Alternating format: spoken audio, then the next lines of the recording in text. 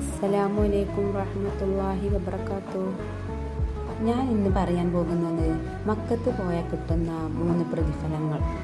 1. ആ മനുഷ്യന് ജീവിതത്തിൽ ചെയ്ത പാപങ്ങൾ അള്ളാഹു പുറത്തു കൊടുക്കും, ഉമ്മ പ്രസവിച്ചതുപോലെ ആക്കി കൊടുക്കും. 2. മക്കത്ത് പോയവർക്കൊക്കെ അറിയാം, എത്ര സുഖമില്ലാത്ത മനുഷ്യനും അവിടെ ചെന്നാൽ അവന് ആരോഗ്യം കിട്ടുമെന്ന് നബിയുനാ റസൂലുള്ളാഹി സ്വല്ലല്ലാഹു അലൈഹി വസല്ലം.